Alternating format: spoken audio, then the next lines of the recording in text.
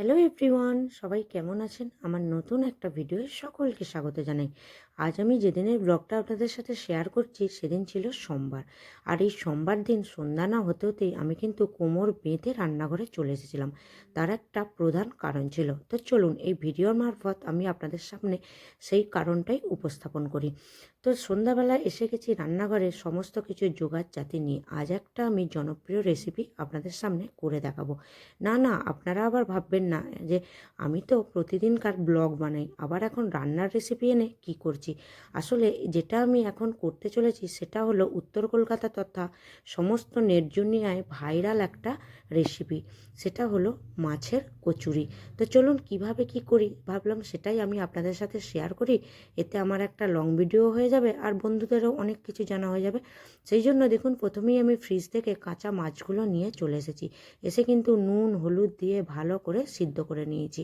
এরপর যে মশলাগুলো টুকটাক লাগবে সেগুলো কিন্তু আমি রান্নাঘরে বসে বসে কেটে নেব। প্রথমে আমি পেঁয়াজগুলো খুব ছোট্ট ছোট্ট করে কুচিয়ে নেব। আপনারা যতটা ছোট্ট ছোট্ট করে কোচাতে পারবেন আপনাদের কিন্তু এই কচুরির টেস্টটা হবে দ্বিগুণ। আমি কিন্তু খুব ছোট্ট ছোট্ট করে কুচাতে পারিনি, কারণ পেঁয়াজগুলো ছিল প্রচণ্ড ঝাঁঝ। এতে কিন্তু আমার চোখ মুখগুলো একদম জ্বলে যাচ্ছিল। আমার ভিডিওটা দেখলেই আপনারা কিন্তু বুঝতে পারবেন। এর সাথে কিন্তু লাগবে একটু আদা কুচি, একটু রসুন কুচি এবং কাঁচা লঙ্কা কুচি। এখানে কিন্তু কোনো পেস্টিং মশলা লাগবে না। এই তিনটে মশলা দিয়েই কিন্তু আপনারা এই মাছের পুরটা খুব সহজেই রেডি করে নিতে পারবেন। তো চলুন আমার কিন্তু কোচানো হয়ে গিয়েছে। পেঁয়াজগুলো যেহেতু একটু বড় বড় করে কুচিয়েছিলাম তাই একটু ছুরি দিয়ে ছোট্ট ছোট্ট করে থুড়ে নেওয়ার চেষ্টা করলাম। আমি প্রথমেই বললাম যে আমি এতটাও ভালো করে কিন্তু এগুলো কোচাতে পারিনি, কারণ প্রচণ্ড আমাকে ঝাঁঝ লাগছিল। তো চলুন দেখুন এবার আমার কীরকম হলো। এই দেখুন আমি কিন্তু সমস্ত রকমের আইটেম আমি ছোট্ট ছোট্ট করে যতটা পেরেছি কুচিয়ে নিয়েছি। এবার কিন্তু পুরটা তৈরি করার পালা। তার আগে কিন্তু আমাকে মাছটা ভালো করে কাঁটা বেছে নিতে হবে। নিয়ে যাতে না কাঁটা থাকে বেশ সুন্দর করে একদম হাতে করে পেস্ট বানিয়ে নিতে হবে, যাতে না কোনো ছিবা ছিবা ভাব থাকে। তো দেখুন আমি সেই মতো করেই কড়ায় তেল গরম করে এবার পেঁয়াজগুলো আমি খুব সুন্দর করে বাদামি বর্ণ করে ভেজে নেব। পেঁয়াজগুলো বাদামি বর্ণের করে ভাজা হয়ে গেলে এবার একে একে আমি আদা কুচি, রসুন কুচি এবং কাঁচা লঙ্কা কুচিগুলো দিয়ে দেব। আমি কিন্তু এখানে আর এক্সট্রা কোনো গুঁড়ো মশলা অ্যাড করব না। আপনারা কিন্তু চাইলেও কিন্তু জিরে গুঁড়ো এবং শুকনো লঙ্কার গুঁড়োও দিতে পারেন। যে যার ঝাল অনুসারে স্বাদ অনুসারে নুন মিষ্টি এগুলো কিন্তু আপনারা দিয়ে দেবেন। আমি কিন্তু এখানে হলুদও দিইনি আর কিন্তু জিরা গুঁড়ো কিচ্ছু দিইনি। আমি শুধু একটুখানি চিনি অ্যাড করেছিলাম এবং সবশেষে কিন্তু আমি 2 চামচ ছাতু অ্যাড করেছিলাম। ছাতুটা দিলে এর বাইন্ডিংটা কিন্তু খুব সুন্দর হবে। যে জলজাল ভাবটা থাকে সেটা কিন্তু থাকবে না। দেখুন একদম কিন্তু টাইট মতো আমার মশলার পুরটা হয়েছে। এবার কিন্তু আমার এগুলোকে সুন্দর করে লেচি করে বেলে নিয়ে ছাকার পালা।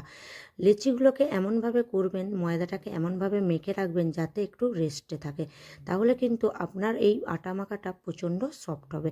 এবার আমি একটা লেচি নিয়ে আবার সেটাকে সুন্দর করে গর্ত করে ভর্তি ভর্তি পুর দিয়ে দিলাম। দিয়ে কিন্তু সুন্দর করে আবার ডো পাকিয়ে আবার আমি লেচি করে নিলাম। দেখুন কি সুন্দর হয়েছে। তো এবার এটা বেলে নেওয়ার পালা।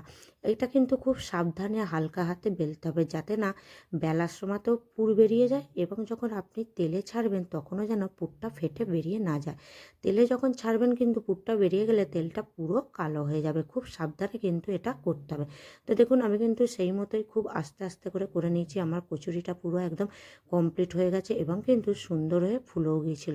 এবার আমি আপনাদেরকে একটা ছিঁড়ে দেখাই। এই দেখুন এটা কিন্তু আমি সুন্দর করে দুভাগ করে আপনাদেরকে দেখাচ্ছি। ভেতরের পুরটা দেখুন কতটা সফট হয়েছে। যখন এই পুরগুলোয় আমি কামড় মারছিলাম আমি যেন একটা আলাদা স্বাদ পাচ্ছিলাম। কী যে টেস্টি খেতে হয় যে কি বলবো। এমনি এমনি এটা কিন্তু নেট দুনিয়ায় রাজ করছে না, এটা কিন্তু নেটে খুব ভাইরাল একটা রেসিপি। শুধু কলকাতা না বন্ধুরা, সমস্ত নেট দুনিয়ায় কিন্তু এটা এখন ভেসে বেড়াচ্ছে। তো চলুন আমি কিন্তু এটা ফুলকপির রোস্ট আর এখন খেজুর গুড়ের রসগোল্লা দিয়ে আমার মেয়েকে খেতে দিয়েছিলাম এবং আমার বরকেও বলেছিলাম যে কেমন হয়েছে। এটা কিন্তু আপনারা চিকেন, মাটন, ঘুগনি যে কোনো রেসিপির সাথে খেতে পারেন। তো চলুন ভিডিওটা কেমন লাগলো অবশ্যই কিন্তু জানাতে ভুলবেন না।